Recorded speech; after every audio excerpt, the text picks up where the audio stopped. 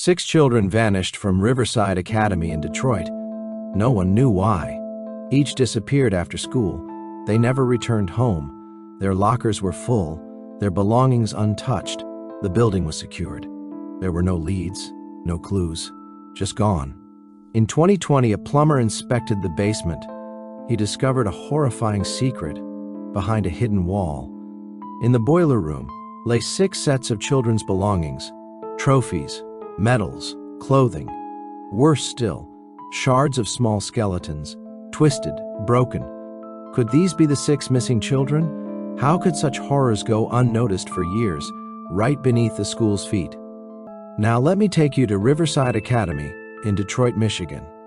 It was a chilly January morning. Victor Johnson eased his work van into the school parking lot. This was the 3rd visit this month, and the problem hadn't changed. The basement bathrooms were clogged again. He had been with Saunders Plumbing Services for years. Reliable pay, benefits, enough to care for his 2 children. Yet lately this particular account had been gnawing at him. Something about this school made him uneasy in a way he couldn't explain. He had no idea that today would be unlike the previous visits. That morning, before leaving the shop, his boss, Bill Saunders, had gone over the instructions as usual. Bill leaned forward, pen tapping against the desk. "Just snake it like always. In and out." "Don't overthink it," he said. Victor shifted on his feet. The question had been building for months. "Why don't we fix the main line? This place calls us every few weeks." Bill leaned back, steepling his fingers over his chest. Years of experience showed in his calm posture. He had built Saunders Plumbing from nothing. Trucks now rolling on the streets, staff he trusted, because they pay us every time. Fix it once and permanently, and we lose the repeat work. "You get me, Victor?" Victor did understand. Agreement, however, did not mean he felt the same. He needed this job. Single father, 2 children, rent and bills piling up, car payment due. He couldn't risk making waves. So he drove back to Riverside Academy, again. And yet there was a nagging feeling he couldn't shake. You might be asking yourself why he keeps returning to the same problem. Riverside Academy sits on Detroit's north side. 3 stories of red brick, chain-link fence encircling the property, decades old, still standing despite showing its age. The neighborhood hadn't always looked like this. In the 60s and 70s, it was filled with working-class white families, factory jobs, union wages, steady lives. By the 80s, factories had shut down. Families moved away. Demographics shifted. Now most residents are black, many struggling financially, unemployment high. The school reflected every one of these challenges: crowded classrooms, outdated textbooks, infrastructure failing. Yet the teachers tried, the students tried, everyone did the best they could with what they had. A community of quiet resilience, even under pressure. As Victor neared the basement, something immediately felt different. That uneasy feeling he had felt all morning now made sense. Victor steps into the main office. Mrs. Logan, the secretary, glances up and smiles. She adjusts her glasses on the bridge of her nose. "Back again?" she asks. Victor nods, resting his heavy tool bag on the counter. "Back again. Basement bathrooms." She gestures toward the inner office. "Principal Harrison is expecting you." Something about her expression made him pause for a moment. From her office, Principal Helen Harrison emerges. She's been at Riverside Academy for decades, seen the neighborhood shift, seen funding vanish, seen good teachers leave for better districts. Her face carries a constant weariness. She rubs her temples, sighing. Mr. Johnson, same issue. Toilets backing up, sinks draining slowly. "Can you handle it?" Victor tips his cap respectfully. "I'll do my best, ma'am." She waves toward the hallway. "Kane will take you down. He'll show you where everything is." Little did Victor know, Kane's presence would make this visit different. Kane Manning appears from the hallway, a Vietnam veteran. He's worked at Riverside Academy longer than anyone else on staff. Night shift janitor, works alone, keeps the building running. Tall, thin, weathered face, doesn't smile much, keeps to himself. He turns without meeting Kane's eyes, keys jingling. "Follow me," he mutters. There was a quiet intensity about him that made Victor uneasy. They move through the hallways. Lockers line both sides. Student artwork hangs unevenly on bulletin boards. The scent of industrial cleaner mixes with the mustiness of old books. Down the stairs into the basement. The air grows colder. Fluorescent lights flicker overhead. Concrete floors. Low ceilings. Exposed pipes snaking along the walls. Victor stops and points a gloved finger at a floor drain in the boys' bathroom corner. Same spot as always. Backs up every couple weeks. Steve usually snakes it. Takes him minutes. Steve Novak, Bill Saunders' nephew, got the job through family connections. Young, does the minimum, gets paid, goes home. Victor has worked with him before, watched him cut corners, snakes drains without investigating the root cause, fixes symptoms, not the problem. That's how Bill wants it. Keep the customers calling, keep the money flowing. That nagging feeling he had about this account now made more sense. But today, Victor had a plan that might finally change how things were done. But Victor was different. His father had been a plumber, taught him one simple rule: do the job right or don't do it at all. Take pride in your work. Fix things properly. It was a lesson he carried with him into every pipe and drain he touched. Most people will scroll away and forget this ever happened. But not you. You have stayed. So please subscribe because some mind-blowing stories are coming your way. Victor set up his tools carefully. Camera snake, drain auger, flashlight, pipe wrench, tool bag. He guided the camera down the drain, eyes fixed on the monitor. The camera traveled through the pipes. 10 feet, 15, 20. The usual debris appeared: hair, soap scum, mineral buildup, roots forcing their way through cracks. But then, something different, something that made him pause. Dark blue fabric drifting slightly in the water's flow. He zoomed in, adjusted the camera, moved it from different angles. A backpack? Piece of clothing? Definitely fabric. Definitely not normal buildup. Something that shouldn't be in a drainage pipe. A simple plumbing call was suddenly anything but routine. And Victor knew this was no ordinary clog. He could have snaked it through, pushed the obstruction, called it done, like Steve always did. But his father's voice echoed in his mind. Do it right. The lesson from his father had never felt more urgent. Victor turned to Kane, who stood in the doorway, arms crossed, watching quietly. He looked back at the monitor. "I need access to the main cleanout. Where is it?" Kane shifted, the keys jingling softly. "That's in the old boiler room. Been sealed off for years." Victor frowned, surveying his equipment. "Why sealed?" Kane shrugged, stiff and formal. "The principal said there were structural issues. Unsafe. Nobody's allowed down there." But Victor's gut told him that's exactly where he needed to go. Kane studies the camera screen again. Eyes narrowing. "I need to check the main line. Can't fix this properly without it." Kane hesitates. Glances toward the hallway. "The principal won't like it," he says cautiously. Victor wipes his hands on a rag and stands tall. "I'm not trying to cause problems. I'm trying to do my job right. If the main line is blocked, snaking this drain won't solve anything. It'll just back up again next week." Kane watches him for a long moment. Finally, he nods slowly. "All right, your call. But I'm telling you, nobody goes down there." Even Kane, who's seen it all, seemed uneasy. Victor grabs his flashlight. "You have the key?" Kane pats his pocket. "Yeah." They move through the far end of the basement, past stacks of old gym equipment, past classrooms long abandoned, until they reach a heavy metal door. Chains wrap the handles. A padlock secures them. A sign reads, "Danger. Do not enter. Structural damage. Authorized personnel only. Kane digs into his key ring. Finds the right key. Unlocks the padlock. The chains rattle loudly, echoing off the empty walls. He pulls the door open. Hinges scream. The sound made the emptiness of the basement feel alive. Whatever waited inside had been hidden for years. The smell hits immediately. Chemical, musty, damp, and underneath it all something else, something wrong, organic, rotten. Victor raises his forearm to cover his nose, gagging slightly. What is that?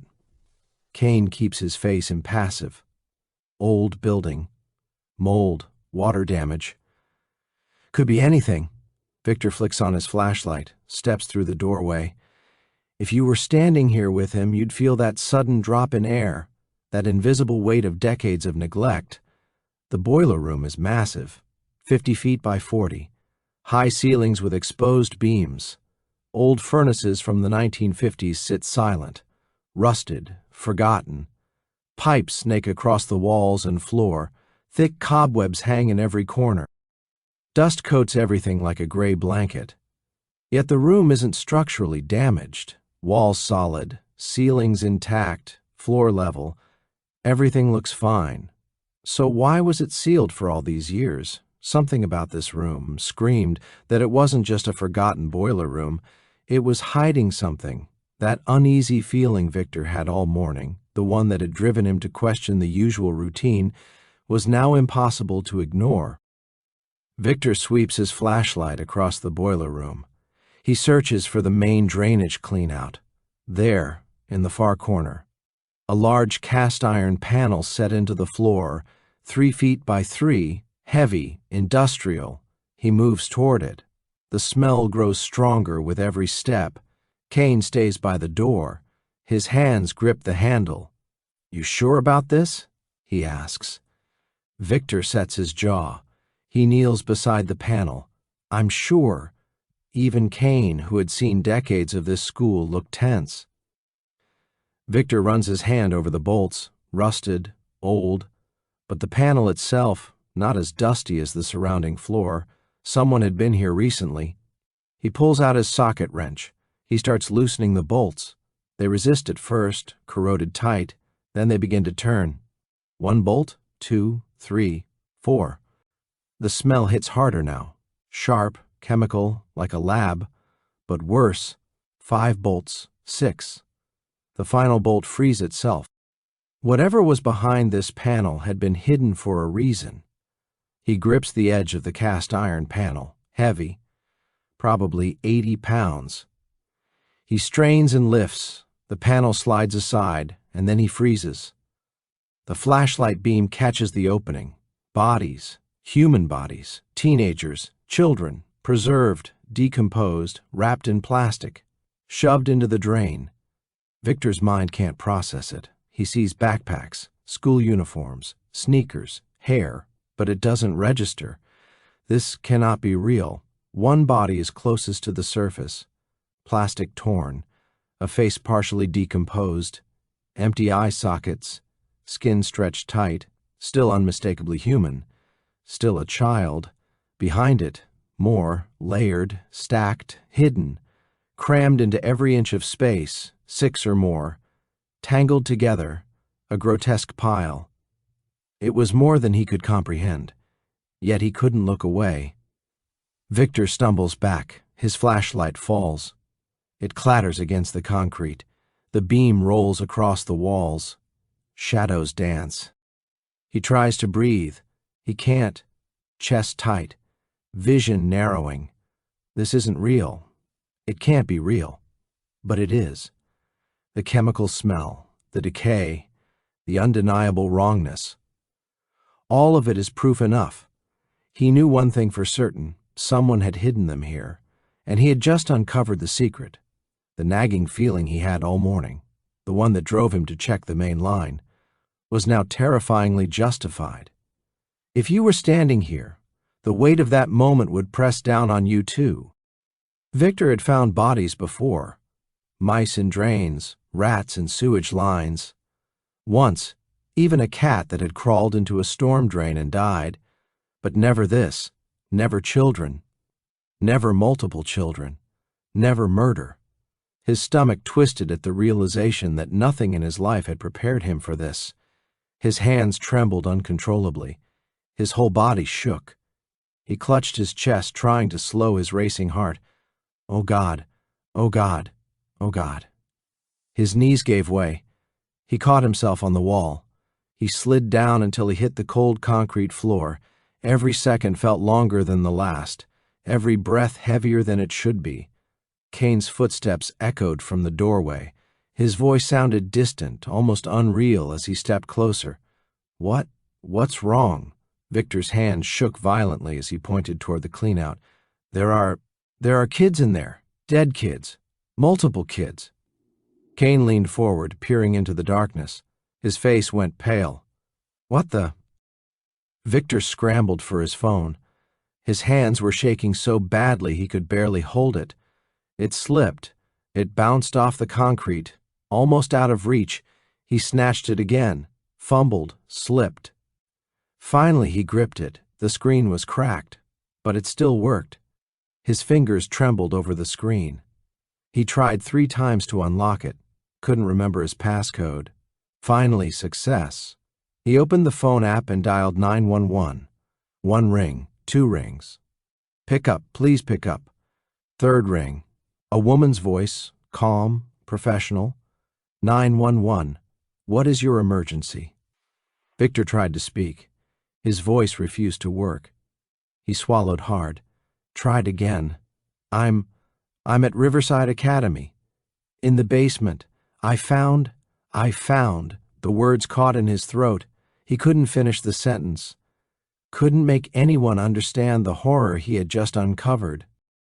The uneasy feeling that had followed him all morning, the one that had driven him to check the main line, was now a terrifying confirmation. If you were standing there, heart pounding, seeing what he saw, you would feel the same disbelief and fear. The operator's voice stays steady, calm. Sir, what did you find? Are you hurt? Victor squeezes his eyes shut. Bodies, children's bodies, multiple bodies, in the drainage system. A pause, just a split second. Then urgency creeps in. Sir, can you repeat that? Did you say bodies? Victor stares at the open pipe. Tears blur his vision. Yes, dead bodies. Kids, 6 of them, maybe more, in the pipes, in the basement. You need to send police now, right now. Every word felt impossible to speak, but he forced it out anyway. He hears rapid typing over the line. Officers are being dispatched. Riverside Academy, correct? Victor wipes sweat from his forehead with a shaking hand. Yes, basement, old boiler room. There's a drainage cleanout. They're inside it. The operator asks the standard safety question. Are you in immediate danger? Victor glances at the janitor, standing motionless, staring at the cleanout, face completely pale, expression unreadable. I don't know. I don't think so. They've been here a long time, not fresh. Someone preserved them, chemicals. They were put in there on purpose. The operator's voice firm but calm. Stay on the line with me. Don't touch anything. Don't move anything. Police are minutes away. What's your name? Victor leans back against the cold wall. Victor Johnson. I'm a plumber. I was just trying to fix a drain. I just opened the cleanout and they were there. His voice cracks. Tears run down his face. He had been hoping for a routine job today. Now everything had changed in an instant. The operator continues calmly. You're doing great, Victor. Stay with me. Are you alone? Victor glances toward the doorway. No. The janitor is here. The school janitor? The operator asks quickly. Is he injured? Victor shakes his head. No. He's just standing there, looking. Kane hasn't moved, hasn't spoken, just stares at the bodies, expression frozen. Unreadable. The operator assures him, Okay, Victor, Police are seconds away. Stay where you are. Keep the line open. Kane nods, though he can't see him. He sits on the floor, back against the wall, phone pressed to his ear, eyes locked on the cleanout. 6 children, 6 teenagers, someone's sons, someone's daughters, hidden in a drainage pipe in a school basement for years, maybe decades. No one could imagine such a secret had been hidden under the school for so long. And now, the world outside the basement would soon discover it too. The uneasy feeling Victor had all morning, ignoring the routine and checking the main line, had led him here, to the unthinkable. If you were there with him, the weight of that silence, the horror, the waiting, would press down on you just as heavily. How had nobody known? How had nobody found them? Kane still hasn't moved, frozen, staring, silent. Victor hears it now, sirens in the distance, growing louder. Closer, he lifts his head. I hear sirens, he says, voice trembling. The operator confirms. That's our officers. They're almost there. Stay on the line until they reach you. Seconds drag, each one heavier than the last. Footsteps on the stairs, heavy boots, multiple people, voices, radio chatter. Victor shouts, down here, boiler room. 4 officers descend. They see the clean-out. They see the bodies. 1 radios immediately. Voice grim, we need homicide. Crime scene unit. Medical examiner.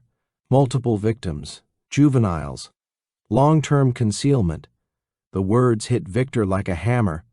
Everything hidden for years was finally exposed. Within minutes, the school is swarming. Squad cars. Unmarked detective vehicles. Crime scene vans. News helicopters hover above. Reporters gather at the fence. Cameras ready. A place he had visited dozens of times for routine jobs was now the center of a national horror. Principal Harrison sits in her office, crying. Sobs shake her body. She presses a tissue to her face. This can't be real. This can't be happening. Not my school. Not here. Her disbelief mirrors the shock of everyone who had walked these halls for decades. Detective Sarah Lane arrives. Years on the force, homicide division, experienced, or so she thought. She descends the stairs, enters the basement, steps into the boiler room, looks into the clean-out. She takes a deep breath, steadies herself. She turns to her partner. Get the medical examiner down here. Full crime scene protocol, photos, measurements, every detail documented. And I want a list of every student missing from this school in the last 20 years, because now everything hidden beneath Riverside Academy would come to light, the unease that led Victor to inspect the main line. The small nagging feeling no one else heeded had uncovered a decades-long secret. If you were there, standing in that dim basement, with the weight of history and horror pressing down, you would understand why no one could look away. 6 children missing, 1 school, over several years. No one noticed the pattern, at least no one official. Detective Lane knows why. She hates that she knows. They were poor. They were from the North Side, minorities. When white, middle-class children vanish, the nation notices. Amber alerts, FBI cases, headlines everywhere. When poor kids go missing, a brief note in the local paper. If anyone bothered to print it, all 6 had slipped through the cracks, invisible to the system, invisible to the world. By morning, the story explodes. News outlets everywhere, TV, websites, social media. 6 students discovered dead in a Detroit school. Lane delivers the news herself. She drives to each home, knocks on doors, faces years of waiting, questions, hope. North Logan Street, Olivia Carter's address. The small house looks ordinary, but Lane already knows it isn't. Steps creak under her boots as she approaches the porch. 3 taps on the door. The door opens. A woman in her late 50s, gray hair tied back, eyes hollow from years of worry, home health aide uniform, exhaustion etched into every line of her face. The badge changes everything. Color drains. Fingers grip the frame. "No, no, please," she whispers. Lane steps closer, gentle, firm. "Mrs. Carter." Tears stream immediately. "You found her. You found my baby." Lane nods, lowers her hat. "Yes, ma'am, Olivia is gone. We found her remains this morning." The word lands like a blow. Angela collapses, barely catching herself on the door frame. A low sound rumbles from her chest, not a scream, not a cry, something older, raw. She falls to her knees. Lane doesn't hesitate. She steadies her, guides her inside, moves her to the couch. The weight of grief is sudden, physical, inescapable. All of it began with Victor, a plumber, noticing something small no one else had considered. Imagine standing there, feeling hope vanish in a single moment. That's what Angela felt. And this was just the first home. 5 more families would hear the same devastating news today. Angela sobs, full-body sobs, rocking back and forth. Gasps punctuate each shudder. Where was she? Lane hesitates. "This part always hurts the most," Angela speaks quietly. "At Riverside Academy. In the basement." Her head snaps up. Shock slices through grief. "The school? She was at the school this whole time?" Lane lowers her gaze. "Yes, ma'am." Angela stares, disbelief carved deep into her face. "For years I looked for her. Called the police, hired investigators, put up flyers, searched every street, every abandoned building. And she was at her school the whole time." Lane nods, solemn. "I'm so sorry. Every hope, every desperate search, all for nothing. Because no one looked where they should have." Angela's grief curdles into rage, voice rising. Who did this? Who took my baby?" Lane meets her gaze. "We have a suspect in custody. Kane Manning. He was the janitor at Riverside Academy." Angela gasps, clutching her chest. "Kane. I know Kane. He was there when I reported Olivia missing.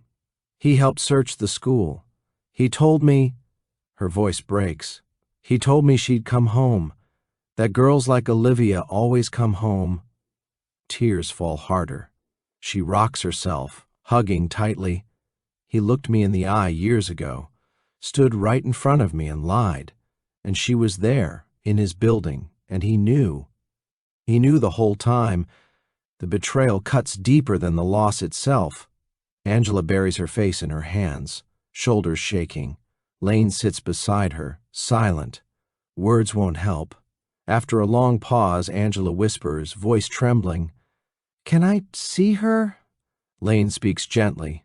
"The medical examiner must finish the autopsy first. Then yes, we'll arrange for you to have her." Angela nods slowly, wipes her face with a shaking hand. She rises, walks to the phone. "I need to call her father, Victor," she says. "He lives in Chicago now, remarried, but he never stopped looking. Calls every year on her birthday, asking if there's news." She turns to Lane, heartbroken. "Now I have news. 1 family shattered. 5 more parents still waiting, still hoping." And it all began with Victor noticing something small. A drain camera showing what no one else had dared see. If you were standing there with Angela, feeling her shock and rage, you'd understand how hope can be cruelly betrayed.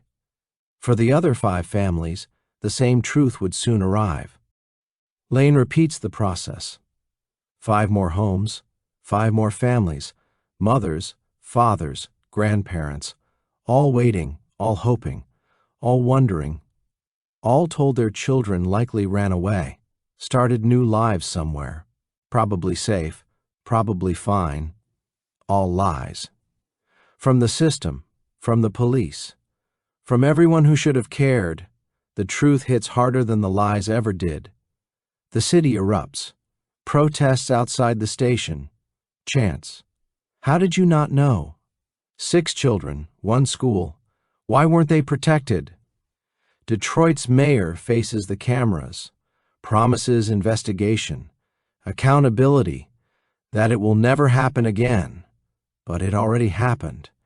6 times, and somewhere the question still hangs.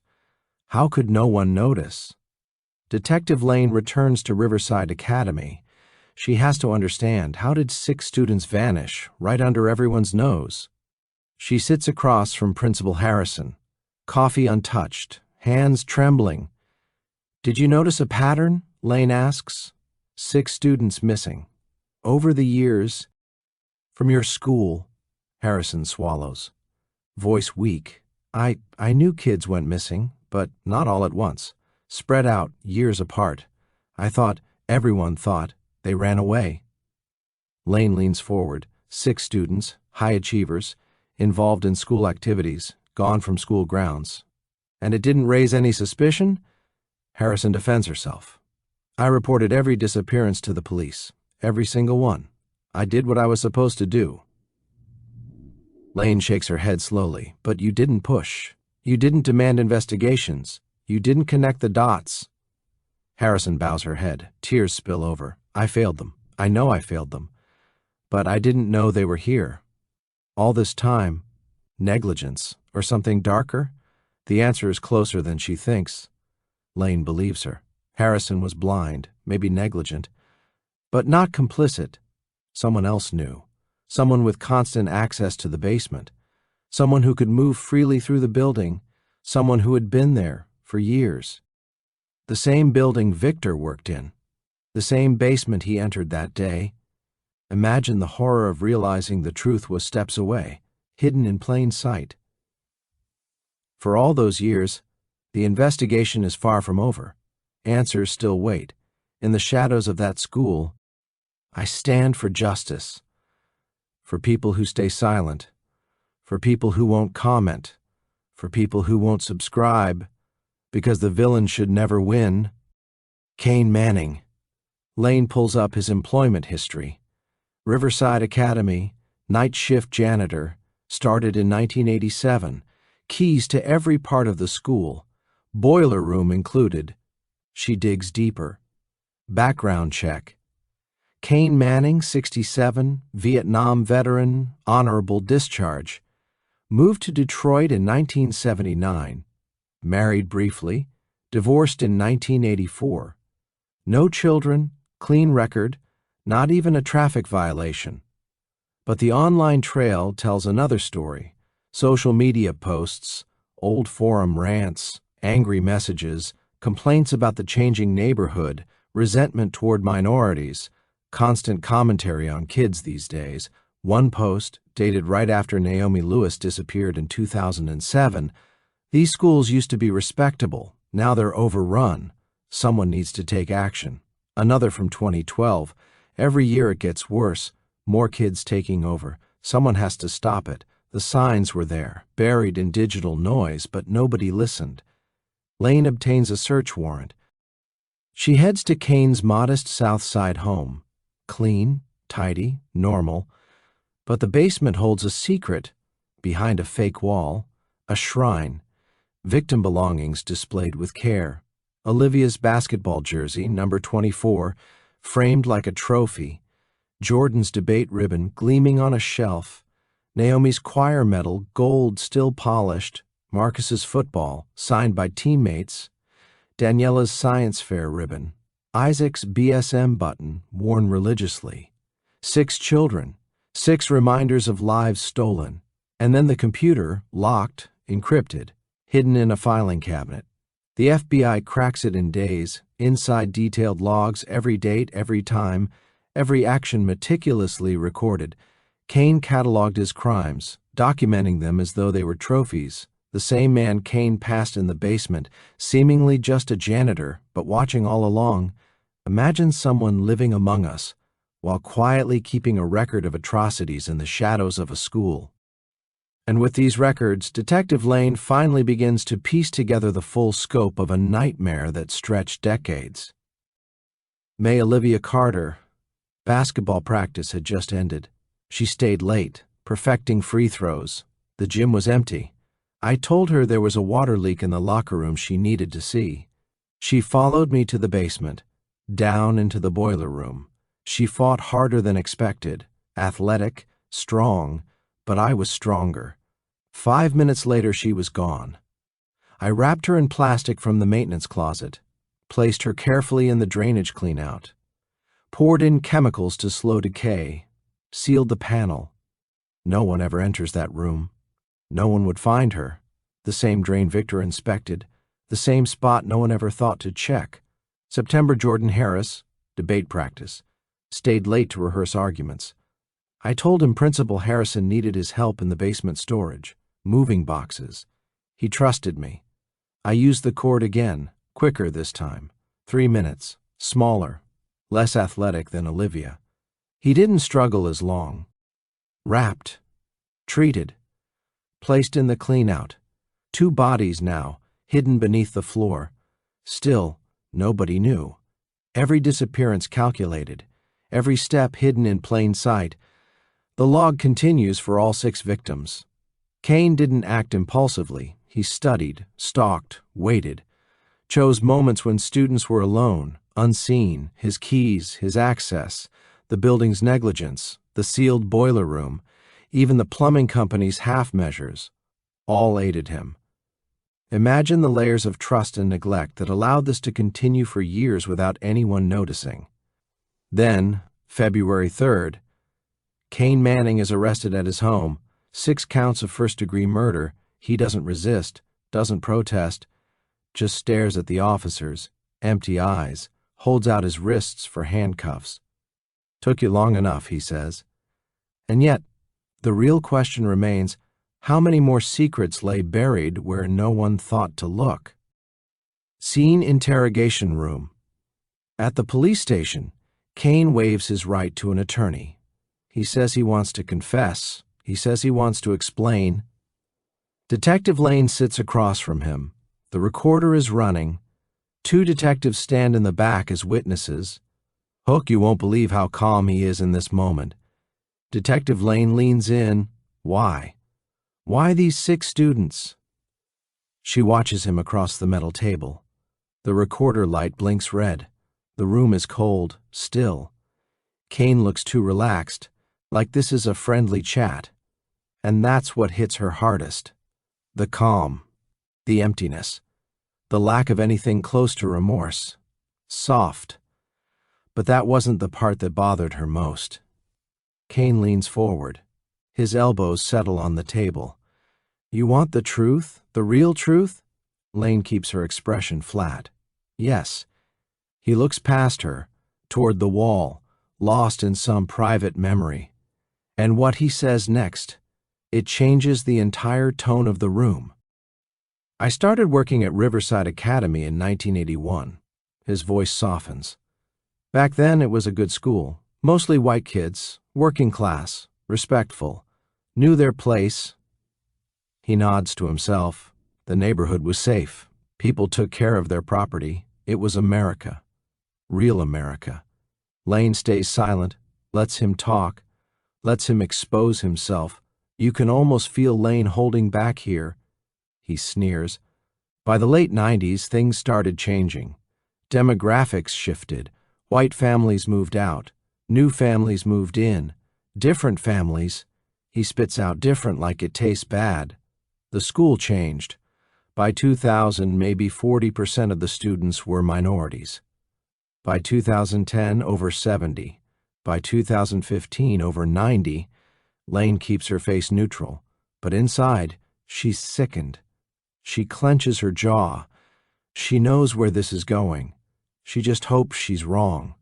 But the reason he chose those 6 students, that part hasn't come out yet. "So, you killed them because of their race?" Kane shakes his head. "You don't understand. The neighborhood changed. The school changed. They were taking it over. Diversity, inclusion, equity, all lies, all threats." He spits the words out. "They were replacing us, and everyone applauded it. I had to kill them for that." Every word he says drips with hate, but the horror is in the targets he chose. Lane slams her hand on the table. They were children. They were the future, he says quietly. The parts I couldn't allow to exist, and he made the choices himself, one by one. With intent. Lane swallows hard. Why these 6? Kane smiles. Not warm, not human, the brightest, the strongest, the ones who would escape the system. Olivia, basketball star, scholarships waiting. Could have gone far. Jordan, debate champion, Yale-bound, future lawyer. Naomi, talent scouts at every performance. Music could have carried her. Marcus, first in his family to go to college. Football scholarship. Breaking the cycle. Daniela, gifted in science. NASA internship lined up. A mind ahead of her time. And Isaac, his eyes harden. Isaac tried to lead. Protests. Black students matter. Thought he could change something. Thought he had a voice. I took that from him. He's not just talking about murder. He's describing a mission in his own mind. Lane feels bile rise. Her hands shake. She pictures the families. Imagine if this had been your child, or your neighbors. The betrayal, the horror. Kane leans forward, calm as if explaining a story. Every detail logged, every time, every step. And even now, after everything is revealed, one question haunts: what else did he keep hidden? The trial begins. November 12th, 2021. The families are in the courtroom, silent, holding hands, waiting. The prosecution starts. Bodies, trophies, computer logs, confession, racist posts, everything documented, every detail, and yet Kane sits there calm as if nothing matters. The defense rises: mental illness, PTSD from Vietnam. Anything to avoid life without parole. Michigan has no death penalty. Lane watches. She feels her jaw tighten. Every word from Kane, every claim, lies stacked on lies. The prosecutor turns. The state calls Angela Carter. Angela stands. Navy blue dress, the same she wore to Olivia's 8th grade graduation. She walks slowly, steps measured. Picture this: a mother, years of hope crushed in one moment. She takes the stand, sworn in, sits, hands trembling, eyes on Kane. He stares back, empty eyes, cold, expressionless. The prosecutor leans forward, gentle. Mrs. Carter, tell the court about your daughter. Angela swallows. Breath shakes. Tears fall. She looks at Olivia's empty seat in her mind. Imagine finally hearing the truth after years of searching. Imagine facing the one who lied to you. Angela begins, voice quiet at first, gains strength. Olivia was my light, my joy. She worked so hard, every day, and then gone. For years I searched, and she was here, in her school. All along, the courtroom listens, every eye on Kane, every heart waiting for justice. Kane smirked slightly, calm, no remorse. Angela's voice breaks. Prosecutor steps back. Thank you, Mrs. Carter. You may step down. Angela leaves, sitting in the gallery. She sobs softly, hands clasped, and as she leaves, everyone wonders, how many more parents never got the chance to face him? Next, the trial continues. More families testify, more stories unfold, and the pattern becomes clear. 6 children, 6 families, 1 man, and yet you'll be shocked at what Kane says next. You killed 6 children because they were successful? Kane leans back, calm, almost casual. Not just successful, threats, symbols of a country going wrong, and if a plumber hadn't poked around, it wouldn't have stopped there. He smirks. A freshman girl, debate team, already making noise. She was next. Lane shuts her notebook. Can't hear anymore.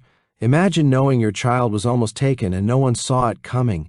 Kane isn't insane, not delusional, not mentally ill. He's a racist, violent, calculated, took advantage of trust and access. The system let him. For years, the trial opens. November 12, 2021. Evidence is stacked: bodies, personal trophies, digital logs, confessions, hate-filled posts online. Every detail paints him clearly. Kane sits stone-faced like he's untouchable. The defense fights. PTSD, mental instability, anything to avoid life without parole. Michigan doesn't have the death penalty. Families sit tense, silent, hearts racing.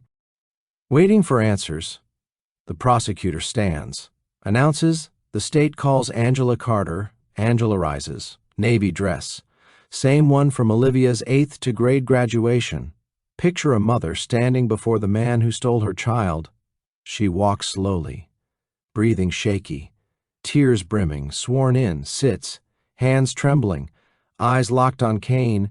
He stares back, empty, expressionless. Prosecutor leans forward, gentle. Tell the court about your daughter. The room goes silent. Everyone watches Kane. Mrs. Carter, can you tell the court about your daughter, Olivia? Angela takes a deep breath, tries to steady her voice. Olivia was my only child. Born April 2nd, 2005. From the start, she was loud, fierce, mad at the world. That never changed. A small smile crosses her face, memory flickers. She started basketball when she was 6, fell in love immediately, slept with her basketball. I'd find her in the morning, curled around it like a teddy bear. Can you imagine a little girl, dreaming of greatness, never knowing danger lurked? Some jurors smile. Others wipe tears. She looks out at the courtroom. By middle school, she was the best in the city, 12 years old. Colleges already watching, Division I offers. University of Connecticut called, Tennessee, Notre Dame. Her voice cracks. She wipes a tear. She had a future, a real one. She would be the first in our family to go to college, first to get out, first to make it. She turns to Kane. He's still staring, empty. Cold. May 5th, 2020. Basketball practice after school. She stayed late. Extra drills, free throws, layups. Always trying to improve. Angela swallows. Her hands tremble. She called me at 5:30, said practice was over. Would be home by 6. 4 blocks from school. Walked it 100 times. But she never made it home. Her voice breaks. I called the school at 7. Security said the building was empty. Everyone gone. No Olivia. The courtroom is silent. Every ear listening. She looks at the jury. I called police at 8. Filed a report. They searched, interviewed friends, checked her route home. Nothing. Angela takes a shaky breath. For years, every day, I wondered, where is my baby? Alive, hurt, scared, calling for me? Imagine living like that. Hoping, fearing, never knowing. She wipes her face, tries to continue. I put up flyers, thousands of them, every street pole, every store window, her face everywhere. Have you seen Olivia Carter? And yet, for years, nobody did. Nobody connected the dots. Not until that day in the basement. She screams. Full body sobs. I spent everything, every cent, hired investigators, went into debt, didn't care. I just wanted her back. She points at Kane, finger shaking, and she was there, all that time, at her school, in the basement, feet from where I last spoke to her. Imagine hoping every day, while she was steps away, she stands. Rage consumes her. And he knew. He put her there, killed her, hid her in a pipe like trash. Her voice cracks. And then he watched me search, watched me suffer, watched me hope. She glares at him, eyes on fire. She was going to be something, college, basketball, maybe pro, everything ahead of her. She leans forward, low, deadly voice. And you stole it, because she was black, because she was successful, because she dared to dream. Everything you hated. Picture this: a mother in court, rage and grief pouring out, cutting through everyone's heart. Angela's voice drops. Whisper now. I hope you rot in that cell. I hope each day drags like a year. I hope you die alone and forgotten. That's what you deserve. She sits. The room is frozen. Kane? Empty. Nothing but jurors. Some weep, some cover mouths. Others glare, eyes burning hate. And yet more stories were coming. More families, more truth. The prosecutor steps quietly. No further questions, Your Honor. Then the others speak. Jordan's father, Naomi's grandmother, Marcus's mother, Daniela's parents, Isaac's entire family. Every story echoes the same horror. Bright kids, talented kids, futures waiting to bloom, all stolen, by a man who hated what they represented. He doesn't flinch. No remorse. Prosecutor steps back. Thank you, Mrs. Carter. You may step down.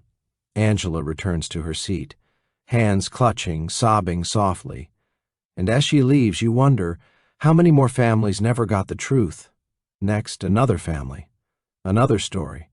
Piece by piece, the full horror becomes visible. 6 children, 6 families, 1 man, and Cain's words in the next testimony will make everyone in the courtroom shiver. The trial runs 3 weeks. The jury needs 6 hours. Verdict guilty. All 6 counts. First-degree murder. Judge Maria Hernandez adjusts her glasses, stares down at him. Mr. Manning, you murdered 6 children, bright children, innocent children. Their only crime was succeeding while not being white. She doesn't raise her voice. It cuts anyway. You hunted them, stalked them, killed them, hid them, and watched their families break. She leans forward. You feel nothing, no regret, no soul. I sentence you to life without parole. 6 life sentences, back to back. You will die behind bars. And you will die knowing those 6 children achieved more in their short lives than you ever achieved in yours. Cain doesn't blink. No reaction. Nothing. Guards take him away. Michigan's max prison. His forever home. But even with him locked up, the real nightmare wasn't over, because then comes the bigger question. How did he get away with this for decades? The investigation widens. Lane digs. Hard. Failure won the school. Principal Harrison never pushed, never connected missing kids to the same building, never demanded full investigations. She resigns in January. The new principal moves fast check-in systems, cameras, strict supervision, real oversight. Failure to the police. 6 missing teens, all tied to the same school, all labeled runaways. Barely investigated, no urgency, no pattern flagged. The department orders a full internal review, finds bias, deep bias. Kids from poorer families, especially minority families, were treated like they'd just wandered off. The chief steps forward, public apology, promises reform, new training, a dedicated missing persons unit. You and I both know, apologies don't bring children home. And as Lane follows the trail of failures, she uncovers something even more unsettling: how many clues everyone missed. Failure 3 sits heavy. Another gap, another adult who didn't look deeper when it mattered. Lane meets with Bill Saunders first.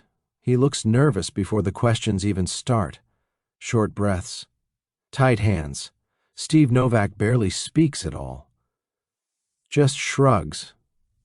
Says they fixed what they were told to fix. Quick hook, but 23 visits? Same line? Same problem? They never opened the main cleanout. Never checked the pipe that hid 6 children. Not once. Not in all those years. Lane presses them. Did you know?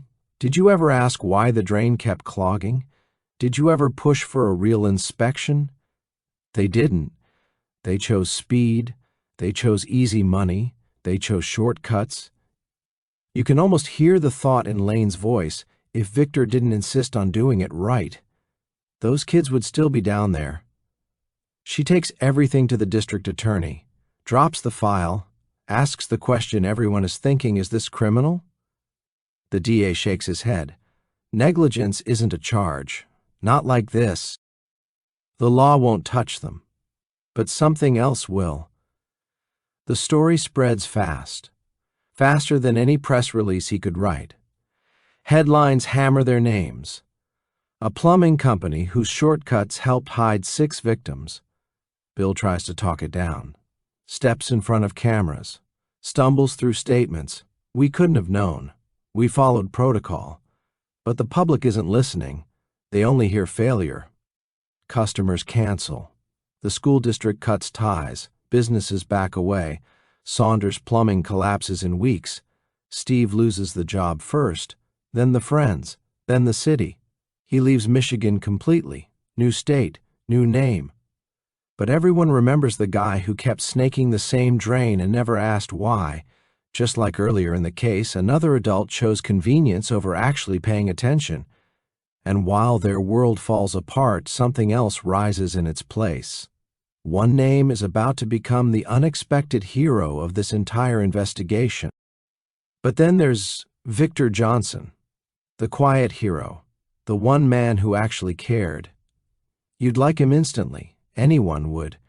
He didn't just snake a drain. He opened the line, checked the system, asked the questions no one else bothered to ask, and that tiny moment of curiosity, that's what cracked everything open. If Victor had been lazy, if he had done what Steve always did, those bodies would still be hidden, Kane would still be walking free, more kids would have vanished. And you know what hurts? Nobody would have known.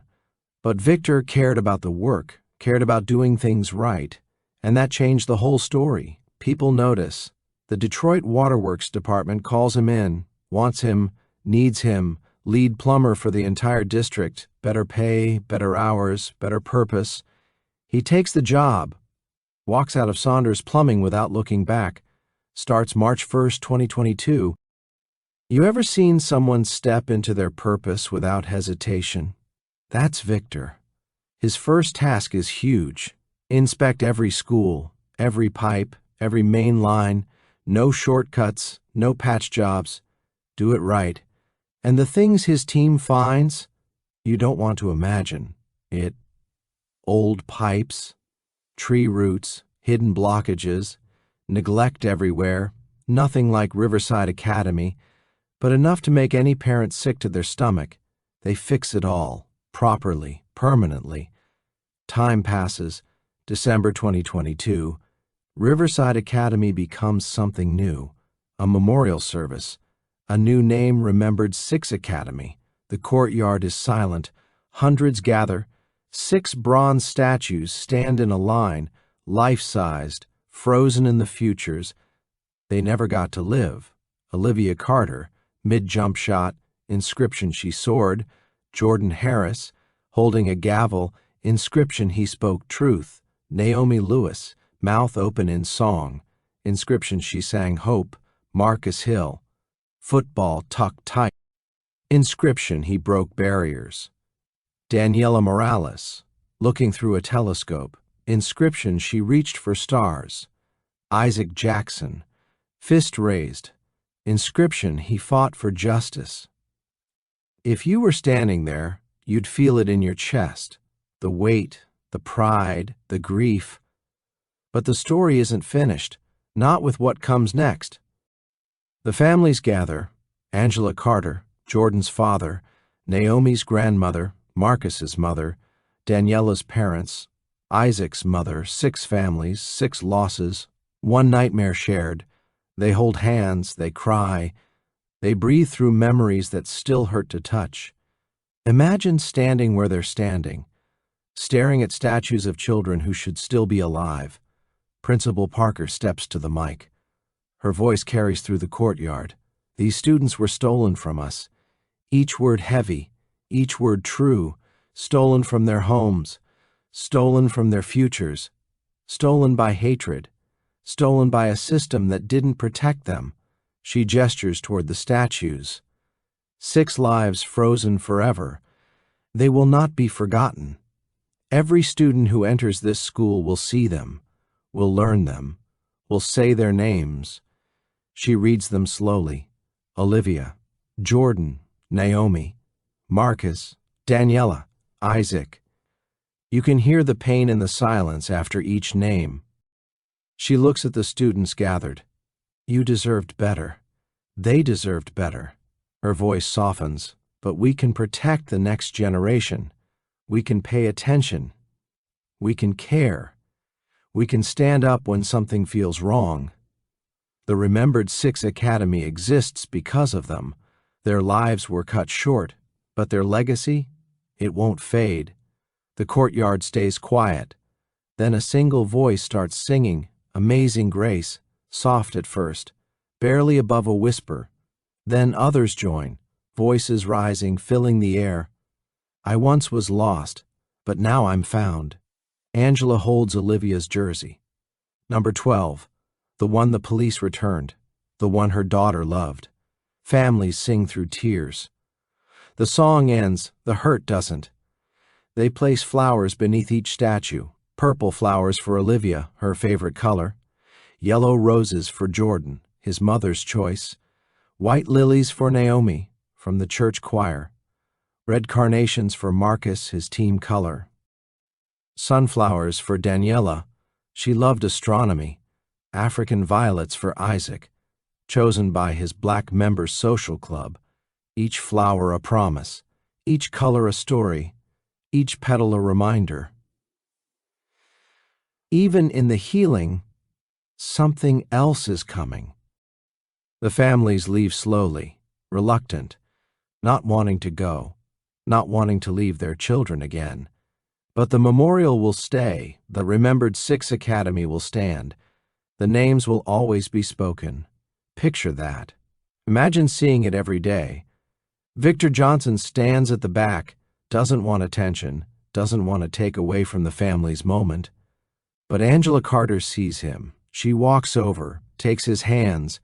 Thank you, she says. Thank you for caring enough to look. Thank you for doing your job right. Thank you for bringing my baby home. Victor's eyes fill. I wish I'd done it sooner, he whispers. I wish I'd insisted months ago. Maybe, Angela squeezes his hands, interrupts him. No, no, no what ifs. You did what you did. You found them. You gave us answers. You gave us closure. You gave us a chance to bury our children. That's everything. She hugs him tight, a mother's embrace. Feel that weight, that grief. Other families join, one by one. They thank Victor. Thank the man who refused shortcuts. Night falls. Victor drives home. His kids are waiting. Naomi, 9. Marcus, 7. He hugs them tight, holds them close, kisses the tops of their heads. I love you. Never forget that. They don't understand why he's so emotional, but they hug back anyway. Victor thinks of the 6 kids, Olivia, Jordan, Naomi, Marcus, Daniela, Isaac. 6 kids who should be alive, 6 kids who should have futures, 6 kids who deserve better from every system. He thinks of his work, inspecting school drains, looking for problems, fixing them properly. It's not just pipes anymore. It's safety. It's protection. It's making sure no other Kane Manning can hide horrors in plain sight. Sometimes it means saving children. Sometimes it means preventing nightmares before they happen. Thanks for staying this long. Please subscribe to our channel and watch more stories.